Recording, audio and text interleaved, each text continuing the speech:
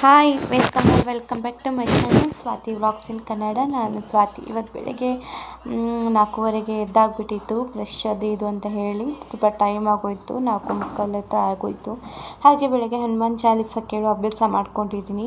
ಬೆಳಗ್ಗೆ 4:30ಗೆ ಎದ್ಬಿಟ್ರೆ ಎಲ್ಲದೂ ಕೆಲಸ ಬೇಗ ಆಗಿಬಿಡತ್ತೆ ಅಂತ ಹೇಳಿ ಅದರೊಟ್ಟಿಗೆ ಸುಮ್ಮನೆ ಕೆಲಸ ಮಾಡೋ ಬದಲು ಬ್ಯಾಕ್ಗ್ರೌಂಡಲ್ಲಿ ಹನುಮಾನ್ ಚಾಲೀಸ ಅಥವಾ ದೇವ್ರು ಯಾವ್ದಾದ್ರು ಸಾಂಗ್ ಅದು ಇದು ಅಂತ ಇಲ್ಲ, ಯಾವ್ದಾದ್ರು ಸಾಂಗ್ನ ಹಾಕ್ಕೊಂಡು ಪ್ಲೇ ಮಾಡ್ಕೊಳ್ಳೋಕ್ಕೆ ಟ್ರೈ ಮಾಡ್ತೀನಿ. ಹಾಗೆ ಸ್ವಲ್ಪ ಹೊತ್ತು ಹೊರಗಡೆ ನಿಂತು ಒಂದು 5 ನಿಮಿಷ ಅಷ್ಟೇ, ಜಾಸ್ತಿ ಹೊತ್ತೇನು ನಿಂತ್ಕೊಳ್ಳಲ್ಲ. ನಿಂತ್ಕೊಂಡು ಒಳಗಡೆ ಬಂದು ಕಸ ಎಲ್ಲ ಗುಡಿಸ್ದಿರುತ್ತೆ. ಹಾಗೆ ಮಕ್ಕಳು ರಾತ್ರಿ ಮಲಗುವಾಗ ಎಲ್ಲ ಹರಡ್ಬಿಟ್ಟು ಮಲಗಿರ್ತಾರೆ. ಬೆಳಗ್ಗೆ ಬೇಗ ಎದ್ದಿರ್ತೀವಲ್ವ, ನಮಗೂ ಎತ್ತಿಟ್ಟು ಕೆಲಸ ಮಾಡೋಕ್ಕೆ ಎತ್ತಿಡೋದಕ್ಕಾಗಲ್ಲ ಕೆಲವೊಂದು ಸಲ, ಹಾಗೆ ಮಲಗಿಬಿಟ್ಟಿರ್ತೀವಿ. ಕಸ ಎಲ್ಲ ಗುಡಿಸ್ಕೊಂಡು ನೆಲ ಎಲ್ಲ ಒರೆಸ್ಕೊಳ್ಳಿತ್ತು. ಹಾಗೆ ನಾನು ಬಕೆಟ್ ನೆಲ ಒರೆಸೋ ನೀರಿಗೆ ಒಂದು 3 ಡ್ರಾಪ್ಸ್ ಹೊತ್ತು ಗಂಜಲ ಅಂದರೆ ಗೋಮೂತ್ರ ಬರುತ್ತಲ್ಲ ಅದು, ಹಾಗೆ ಒಂದು ಸ್ಪೂನಷ್ಟು ಕಲ್ಲುಪ್ಪನ್ನ ಹಾಕ್ಕೊಂಡು ಒರೆಸ್ಕೊತೀನಿ. ಈ ರೀತಿ ಒರೆಸ್ಕೊಳ್ಳೋದ್ರಿಂದ ನೆಗೆಟಿವ್ ಎನರ್ಜಿ ಏನೇ ಇದ್ದರೂ ಹೊರಟೋಗುತ್ತೆ. ಹಾಗೆ ಒಳ್ಳೆ ಪಾಸಿಟಿವ್ ಎನರ್ಜಿ ಬರುತ್ತೆ. ಮನೆಗೊಂದು ಏನೋ ಒಂಥರ ಕಳೆ ಬಂದಂಗೆ ಆಗುತ್ತೆ ಈ ಥರ ಒರೆಸಿದಾಗ. ಹಾಗೆ ಈ ಥರ ಒರೆಸೋದು ಹೆಲ್ತ್ಗೂ ಕೂಡ ಒಳ್ಳೆಯದು. ಮಕ್ಕಳು ಕೆಲವೊಮ್ಮೆ ಕೆಳಗೆ ಬಿದ್ದಿದ್ದೆಲ್ಲ ತಿಂತಾ ಇರ್ತಾರೆ. ನಾವು ಆ ಕಡೆ ಈ ಕಡೆ ಓಡಾಡ್ತೀವಿ, ಧೂಳು ಆ ಕಡೆ ಈ ಕಡೆ ಹರಡಿರುತ್ತೆ. ಹಾಗೆ ಆ ಕಡೆ ಈ ಕಡೆ ಇರುವೆ ನಮಗೆ ಕಾಣಿಸದೇ ಇರೋಷ್ಟು ಕೆಲವೊಮ್ಮೆ ನೆಲದ ಮೇಲೆ ಏನೇನೋ ಇರುತ್ತೆ, ನಮಗೆ ಕಾಣಿಸಲ್ಲ ಕೆಲವೊಂದು. ಆ ರೀತಿ ಇದ್ದಾಗ ರೀತಿ ಒರೆಸಿದಾಗ ಹೊರಟೋಗುತ್ತೆ. ಯಾಕಂದರೆ ಹಸುವಿನ ಗಂಜಲಕ್ಕೆ ಹಾಗೆ ಉಪ್ಪಿಗೆ ಅಷ್ಟೊಂದು ಶಕ್ತಿ ಇದೆ ಅಂತ ಹೇಳ್ತಾರೆ. ನೆಲ ಒರೆಸ್ಕೊಂಡು ರಂಗೋಲಿ ಕೂಡ ಹಾಕ್ಕೊಂಡೆ. ಇನ್ನೇನು ಪೂಜೆ ಮಾಡೋದು ಎವ್ರಿ ಟೈಮ್ ತೋರಿಸ್ತಾ ಇರ್ತೀನವಲ್ಲ, ಒಂದು ಸಲ ತೋರಿಸಾಗಿದೆ ಮತ್ತು ತೋರ್ಸೋದು ಬೇಡ ಅಂತ ಹೇಳಿ ತಲೆ ಎಲ್ಲ ಒರೆಸ್ಕೊಳ್ತಿದ್ದೆ. ಹಾಗೆ ನಮ್ಮನೆಯವ್ರು ಕೂಡ ಬೇಗ ಹೋಗಬೇಕಂತ ಹೇಳಿದ್ರು ಇವತ್ತು. ಅದಕ್ಕೆ ಅವರು ಕೂಡ ರೆಡಿಯಾಗಿ ಹೋಗಿ ನಿಂತ್ಕೊಂಡಿದ್ದೆ. ಕಾಫಿ ಟೀ ಅಂತ ಹೇಳೆಲ್ಲ ಕೊಟ್ಟು ಸರಿ ನೀವು ಹೋಗಿ ಅಂತ ಹೇಳಿ ಕಳಿಸ್ಕೊಟ್ಟೆ. ನಮ್ಮನೆಯವ್ರಿಗೆ ಯಾವಾಗ್ಲೂ ಹೀಗೆ ಏನಾದ್ರು ಅವ್ರು ಕೆಲ್ಸಕ್ಕೆ ಹೋಗುವಾಗ ನಾವು ಹೊರಗಡೆ ನಿಲ್ಲಿಸಿ ಕಳಿಸ್ಕೊಡ್ತೀವಲ್ಲ, ಅದು ಅವ್ರಿಗೇನೋ ಒಂಥರ ಖುಷಿ ಇರುತ್ತೆ. ಬಟ್ ಇತ್ತೀಚೆಗೆ ನಾನು ಬಿಟ್ಬಿಟ್ಟಿದ್ದೀನಿ. ಕೆಲವೊಮ್ಮೆ ಮಕ್ಕಳು ನೋಡ್ಕೊತ ಒಳಗಡೆ ಇರ್ತೀನಿ, ಇನ್ನು ಕೆಲವೊಮ್ಮೆ ಆಗಲ್ಲ. ಇನ್ನು ಮುದ್ದು ದೊಡ್ಡ ಆಗಿದ್ದಲ್ಲ, ಒಂದು ಸ್ವಲ್ಪ ಅಂದರೆ ನಮ್ಮ ಬಿಟ್ಟಿರೋಷ್ಟು ಆಗಿದ್ದಲ್ಲ, ಆವಾಗೆಲ್ಲ ನಾನೇ ಹೊರಗಡೆ ನಿಂತು ಕಳಿಸ್ಕೊಡ್ತಿದ್ದೆ, ಹೋಗಿ ಹುಷಾರಾಗಿ ಬನ್ನಿ ಅಂತ ಹೇಳಿ. ಆದರೆ ಇತ್ತೀಚೆಗೆ ಬಿಟ್ಬಿಟ್ಟಿದ್ದೀವಿ ಅಂತ ಹೇಳ್ತೀವಲ್ಲ, ಆ ರೀತಿ. ಹಾಗೆ ಒಳಗಡೆ ಬಂದ್ಕೊಂಡು ಸ್ವಲ್ಪ ನನಗೊಂದು ಕೆಟ್ಟ ಅಭ್ಯಾಸ ಇದೆ. ಏನಂದರೆ ಬೆಳಗ್ಗೆ 4:30ಗೆ ಎದ್ರೂ ಕೂಡ ಸುಮಾರು ಒಂದು ನನಗೆ ಪೂಜೆ ಆಗಿ ಮುಗಿಯೋವರೆಗೂ, ನಂಗೆ ಸಮಾಧಾನ ಆಗೋವರೆಗೂ ನಾನು ನೀರೇ ಕುಡಿಯೋದಿಲ್ಲ. ಆ್ಯಕ್ಚುಲಿ ಅದು ಬ್ಯಾಡ್ ಹ್ಯಾಬಿಟ್. ನಾನು ಅದನ್ನು ಬಿಡಬೇಕಂತ ಅಂದ್ಕೊತೀನಿ, ಆಗೋದಿಲ್ಲ. ಹಾಗೆ ಒಂದು ಗ್ಲಾಸ್ ಬಿಸಿನೀರಂದರೆ ತುಂಬ ಬಿಸಿನೀರು ಕುಡಿಯೋಲ್ಲ, ಬೆಚ್ಚಗೆ ನೀರು ಕುಡಿತೀನಿ.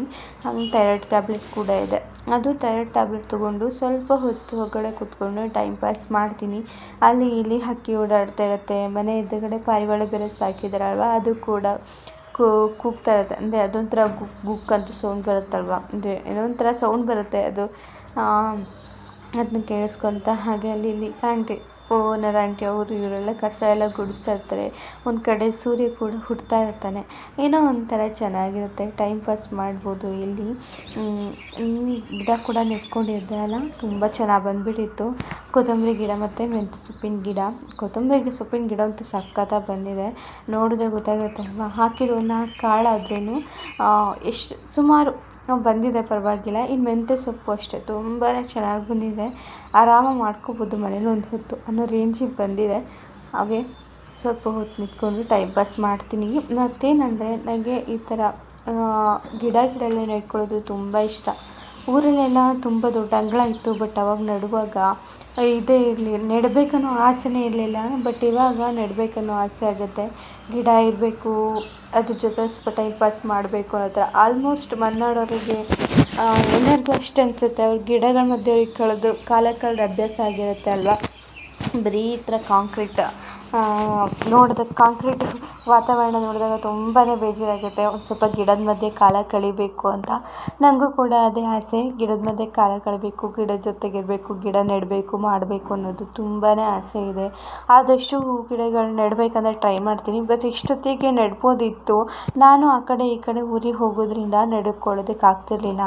ಕೆಲವೊಮ್ಮೆ 1 ತಿಂಗಳು ಆಗೋದು, ಇನ್ನು ಕೆಲವೊಮ್ಮೆ 2 ದಿನಕ್ಕೆ ಬರ್ತಿದ್ದೆ ಅಮ್ಮನ ಮನೆಗೆಲ್ಲರೂ ಹೋಗ್ಬಿಟ್ರೆ. ಈಗ ಮುದ್ದಿಗೆನ ಸ್ಕೂಲ್ ಸೇರಿಸ್ಕೊಂಡಿದ್ದೀನಿ, ಪರವಾಗಿಲ್ಲ. ಇನ್ನು ಹೋಗೋದು ಸ್ವಲ್ಪ ಕಟ್ಟಾಗುತ್ತೆ. ಅದಕ್ಕೋಸ್ಕರ ನೋಡೋಣ ನಿಧಾನಕ್ಕೆ ನೆಟ್ಕೊಳ್ಳೋಣ ಅಂತ ಅಂದ್ಕೊಂಡು ಸುಮ್ಮನೆ ಆಗಿದ್ದೀನಿ. ಹಾಗೆ ರಸಮ್ ರೈಸ್ಗೆ ಅಂತ ಹೇಳಿ ಟೊಮೊಟೊ ಈರುಳ್ಳಿ ಹೆಚ್ಕೊತಿದ್ದೆ. ಮತ್ತು ಇದು ತುಂಬಾ ಸಣ್ಣ ವ್ಲಾಗು, ಏನೂ ಇರಲಿಲ್ಲ ಆಲ್ಮೋಸ್ಟ್ ಇದರಲ್ಲಿ. ಅಂದರೆ ನಾನೇನು ತೋರಿಸ್ಬೇಕಂತ ಮಾಡಿದೆ, ಬಟ್ ಕೆಲವೊಮ್ಮೆ ಆಗಿಲ್ಲ. ಸುಮಾರು ದಿನ ಆಗಿತ್ತು ವ್ಲಾಗ್ ಅಪ್ಲೋಡ್ ಮಾಡಿದೆ, ವಾಯ್ಸು ಕೂಡ ಒಂಥರ ಆಗಿದೆ. ಸುಮಾರು ದಿನ ಆಯಿತು ವ್ಲಾಗ್ ಅಪ್ಲೋಡ್ ಮಾಡಿದೆ. ಹಾಗೆ ಕೆನೆ ಕೂಡ ತುಂಬ ತೆಗೆದಿಟ್ಟಿದೆ ಅಲ್ವಾ, ಆಲ್ಮೋಸ್ಟ್ ಅದರಲ್ಲಿ ಪರವಾಗಿಲ್ಲ. ಒಂದು ಸ್ವಲ್ಪ ಬೆಣ್ಣೆ ಬಂದಿದೆ.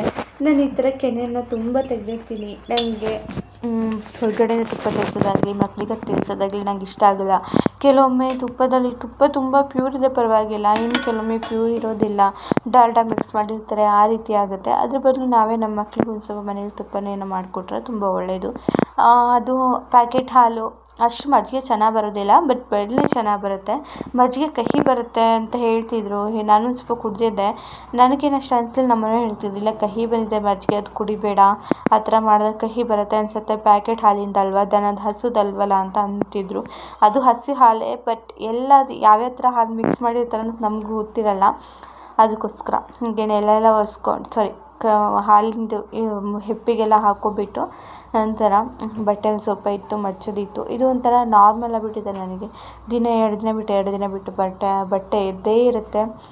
ಎಷ್ಟು ತೊಳೆದಿಟ್ಟರೂ ಅಷ್ಟೇ ಇರುತ್ತೆ. ಇನ್ನು ಕೆಲವೊಮ್ಮೆ ಮಷಿನ್ ಇರೋದಕ್ಕೆ ಪರವಾಗಿಲ್ಲ, ಅಷ್ಟು ಬೇಜಾರಾಗೋದಿಲ್ಲ. ಮಷಿನ್ ಇಲ್ಲ ಅಂದರೆ ತುಂಬ ಕಷ್ಟ ಆಗುತ್ತೆ. ಯಾಕಂದರೆ ನನ್ನ ಮಗಳಿದ್ದಾಳಲ್ವ, ದಿನಕ್ಕೊಂದು 3 ಬಟ್ಟೆ ಬಿಚ್ತಾಳೆ. ಮಧ್ಯಾಹ್ನ ಒಂದು, ಬೆಳಗ್ಗೆ ಒಂದು, ರಾತ್ರಿ ಒಂದು. ಇನ್ನು ಕೆಲವೊಮ್ಮೆ ನಾವು ಬಿಚ್ಚಕ್ಕೆ ಹೋಗಲ್ಲ, ನನಗೆ ಸಾಕಾಗಿಬಿಟ್ಟು ಬಿಚ್ಚಕ್ಕೆ ಹೋಗೋದಿಲ್ಲ. ಬಟ್ ಅವಳಿಗೆ ಒಂಚೂರು ಬಟ್ಟೆ ಹಸಿಯಾಗಿರಲ್ಲ, ಅಮ್ಮ ಬಟ್ಟೆ ಬಿಚ್ಚಿ ಅಂತ ಬಂದುಬಿಡ್ತಾಳೆ. ಇಲ್ಲ ಅವಳಿಗೆ ಇರಿಟೇಷನ್ ಆಗೋಗಿಲ್ಲ, ಅವಳಿಗೆ ಕಂಫರ್ಟಬಲ್ ಆಗಿರಬೇಕು ಬಟ್ಟೆ, ಆ ಥರ ಅವಳು. ಓಕೆ, ಮಕ್ಕಳೆಲ್ಲ ಮಲಗಿದ್ರು. ನಾನು ಇವತ್ತು ವೀಡಿಯೋದಲ್ಲಿ ನನ್ನ ಮಗಳನ್ನೇ ತೋರಿಸ್ತಿಲ್ಲ ಅಂದ್ಕೊತೀನಿ. ಮಕ್ಕಳೆಲ್ಲ ಮಲಗಿದ್ರು, ಇನ್ನು ಎಪ್ಸೋದಕ್ಕೂ ಹೋಗಿಲ್ಲ ಜಾಸ್ತಿ. ಇನ್ನೇನು ಮಲಗಿದ್ದಾರಲ್ವ ಅಂತ ಹೇಳಿ ಬೇಗ ಕಸ ಎಲ್ಲ ಕೂಡಿಸ್ಕೊಬಿಟ್ಟು ನಂದೇ ಒಂದು ಸ್ವಲ್ಪ ಟೈಮ್ ಪಾಸ್ ಮಾಡೋದಿರುತ್ತೆ ಅಲ್ವಾ. ಎಲ್ಲ ಟೈಮಲ್ಲೂ ಮಕ್ಕಳಿಗೆ ಕೆಲವೊಮ್ಮೆ ಕೊಡೋದಕ್ಕಾಗಲ್ಲ, ಅಂದರೆ ಅವ್ರ ಕಡೆನೇ ಗಮನ ಕೊಡೋದಕ್ಕಾಗಲ್ಲ. ಈ ಥರ ಬೇಜಾರಾಗ್ಬಿಟ್ಟಿರುತ್ತೆ, ಏನು ಮಾಡೋದು ಏನಿಲ್ಲ ಅಂತ. ಅಷ್ಟರೊಳಗೆ ತಲೆ ಬಾಚ್ಕೊಳ್ತೀನಿ. ನನ್ನ ಮಕ್ಕಳೆಲ್ಲ ಇಬ್ಬರು ಎದ್ದುಬಿಟ್ಟಿದ್ರು. ಇನ್ನೂ ಅವ್ರಿಗೆ ಊಟ ಮಾಡಿಸ್ಬಿಟ್ಟು ಹಾಲಿನ ಹೆಪ್ಪಾಕಿಟ್ಟಿದೆ ಅಲ್ವಾ, ಅದನ್ನು ಕೂಡ ತೆಗೆಯೋಣ ಅಂತ. ಬೆಳಗ್ಗೆ ನೋಡೋದು ಮಿಕ್ಸ್ ಮಾಡಿದಾಗ ಎಷ್ಟು ತೆಳ್ಳಗಿತ್ತು, ಈಗಲೇ ಆಲ್ರೆಡಿ ಗಟ್ಟಿಯಾಗಿಬಿಟ್ಟಿದೆ. ಇನ್ನು ಸ್ವಲ್ಪ ಬಿಸಿನೀರು ಹಾಕ್ಕೊಂಡ್ಬಿಟ್ಟು ನೀಟಾಗಿ ಮಿಕ್ಸ್ ಮಾಡ್ಕೊತೀನಿ. ಸ್ವಲ್ಪ ಒಂದು ಅರ್ಧ ಲೋಟದಷ್ಟು ಅರ್ಧ ಕಾಫಿ ಟೀ ಕುಡಿತೀವಲ್ಲ, ಆ ಲೋಟದಲ್ಲಿ ಕಾಲು ಅಥವಾ ಅರ್ಧ ಭಾಗ ಹಾಕಿದ್ರೆ ಸಾಕು. ತುಂಬ ನೀರು ಹಾಕಿದ್ರೆ ಸ್ವಲ್ಪ ಲೇಟ್ ಆಗುತ್ತೆ. ಸ್ವಲ್ಪ ಗಟ್ಟಿ ಇದೆ, ಅದನ್ನ ಆಲ್ಮೋಸ್ಟ್ ಬೇಗ ತೆಗೆದುಬಿಡ್ಬೋದು. ಇನ್ನು ಗಟ್ಟಿ ಇದೆ, ಇನ್ನೂ ಮಜ್ಜಿಗೆ, ಇನ್ನೂ ಬೆಣ್ಣೆ ಬರುತ್ತೆ ಅನ್ನೋದ್ರೆ ಮಧ್ಯೆ ಸ್ವಲ್ಪ ಬೆಣ್ಣೆ ಬಂದಮೇಲೆ ನೀರು ಹಾಕ್ಕೊಳ್ಳಿ. ಮಧ್ಯೆ ಹಾಕ್ಕೊಂಡ್ರೆ ಸರಿಯಾಗಲ್ಲ, ಅದು ಬೆಣ್ಣೆ ಬರೋದು ಇಲ್ಲ ನೀಟಾಗಿ. ಅದಕ್ಕೋಸ್ಕರ ಬೆಣ್ಣೆ ಬಂದಮೇಲೆ ಸ್ವಲ್ಪ ನೀರು ಹಾಕಿ ಕಡ್ಕೊಬೋದು, ಅಂದರೆ ಬೆಣ್ಣೆ ಬರುತ್ತೆ. ಮತ್ತು ಎಕ್ಸ್ಟ್ರಾ ಏನಾದ್ರು ಇದ್ದರೆ ನಾನು ಜಾಸ್ತಿ ಇದೇ ರೀತಿ ಇದರಲ್ಲೇ ಮಾಡೋಕ್ಕೆ ಹೋಗೋದು. ನಾನು ಮಿಕ್ಸಿ ಹಾಕೋದಾಗಲಿ ಇದರಲ್ಲಾಗಲಿ ಮಾಡೋದಕ್ಕಾಗಲ್ಲ. ಇನ್ನು ಕೆಲವೊಬ್ರು ಮಿಕ್ಸಿ ಹಾಕ್ತಾರೆ, ನಾನು ಮಿಕ್ಸಿ ಹಾಕಿ ಟ್ರೈ ಮಾಡಿದ್ದೀನಿ ಆಯಿತಾ, ನಂಗೆ ಬರೋದೇ ಇಲ್ಲ. ಏನೇ ಟ್ರೈ ಮಾಡಿದ್ರೆ ನಂಗೆ ಮಿಕ್ಸಿ ಹಾಕಿ ಟ್ರೈ ಮಾಡಿದ್ರೆ ನಂಗೆ ಬೆಣ್ಣೆ ಬರೋದಿಲ್ಲ. 3 ಸಲ ತೆಗೆದುಬಿಟ್ಟಿದ್ದೀನಿ, ಹಾಳು ಮಾಡಿಬಿಟ್ಟಿದ್ದೀನಿ.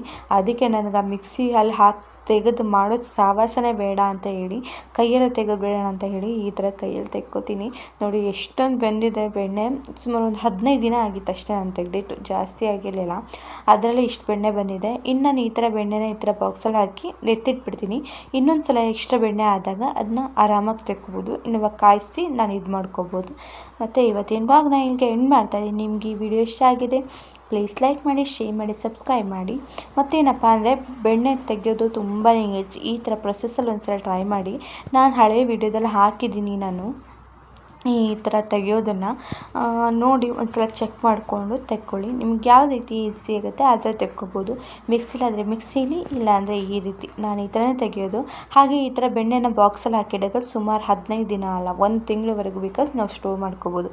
ದೋಸೆ, ರೊಟ್ಟಿ, ಚಪಾತಿ, ಹಾಗೆ ಪಲ್ಯಗೆಲ್ಲ ಕೆಲವೊಮ್ಮೆ ಯೂಸ್ ಮಾಡ್ತೀವಲ್ಲ, ಆ ಥರ ಕೂಡ ಯೂಸ್ ಮಾಡ್ಕೋಬೋದು. ತುಂಬಾ ಸಖತ್ತಾಗಿ ಟೇಸ್ಟಿಯಾಗಿರುತ್ತೆ ಈ ಬೆಣ್ಣೆ.